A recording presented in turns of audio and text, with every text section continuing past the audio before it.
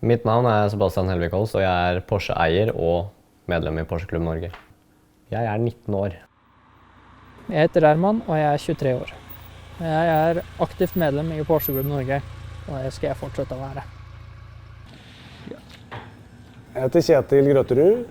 Jeg 48 år snart, og Porsche-eier og medlem nummer 945 i Porsche-klubben.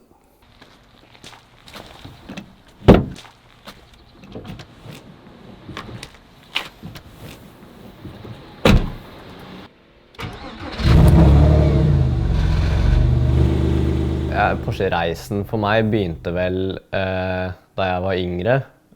Og onkelen min han var veldig Porsche-interessert. Han har sittet i styret i Porsche-klubben og har vært veldig involvert i det samfunnet. Så det har jo vært at jeg har sittet bak i gamle 911 på vei til racebanen, ut på turer. Vi har blitt tauet hjem fordi de har stoppet. Men så, etter jeg hadde fylt 16, så hadde onkelen min en Porsche Boxster grå 1998-modell som han spurte om jeg ville prøvekjøre. Og etter det så har det vel egentlig vært kjørt. Så det var veldig dyrt at han viste meg det. Jeg fikk vel bildel da i 2006. Det var jo gjerne en mann da, som veldig mange begynner med, og det jo James Bond.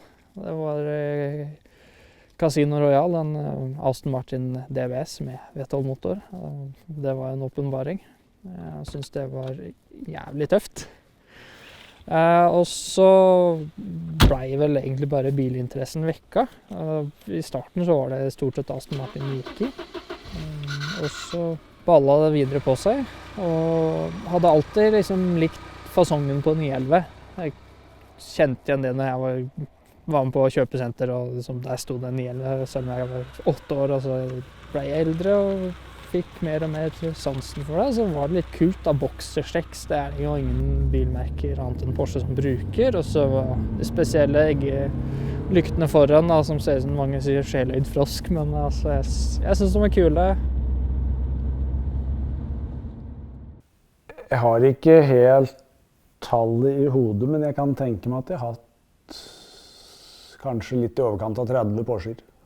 Har jeg alltid hatt generelt bildilla, men jeg husker vel egentlig grunnen til det. Jeg husker jeg var med foreldrene mine på en handletur til Elverum, by like ved her. Og når da var jeg ikke gamle gutten, og da husker jeg godt jeg så en svensk-registrert hvit Porsche 911 som akselererte noe så voldsomt ut av et lyskryss.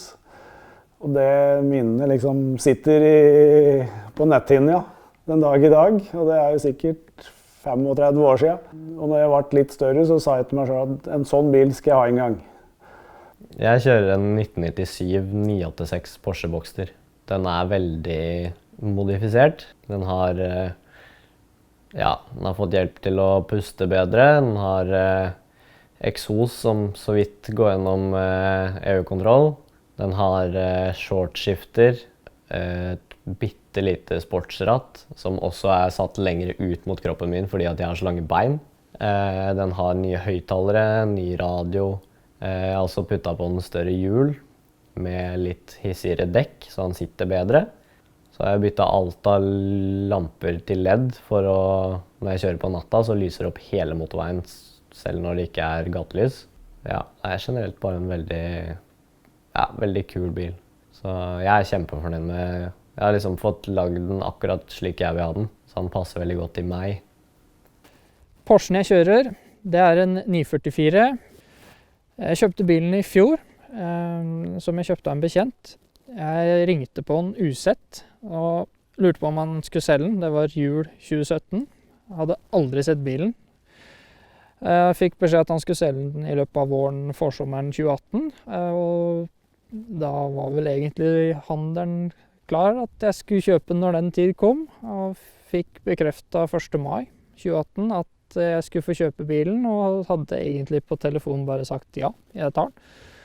Og hentet bilen 3 dager etter at jeg fylte 22.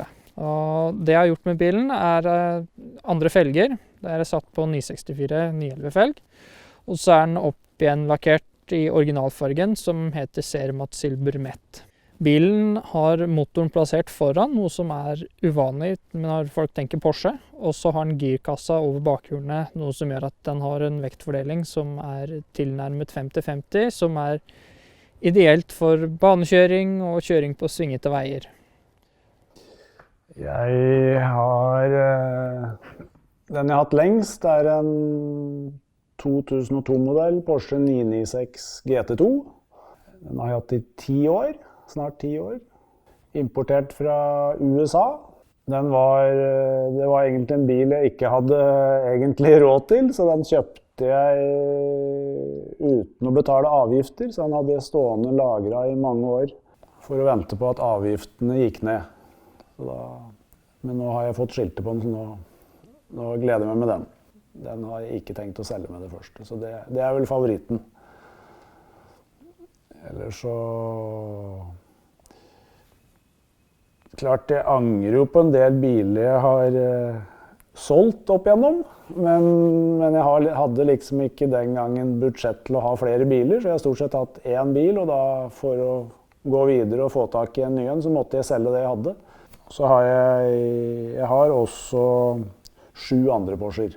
Det noen objekter, og noen 911 SC, det veteranbiler, 80-tallsbiler stort sett.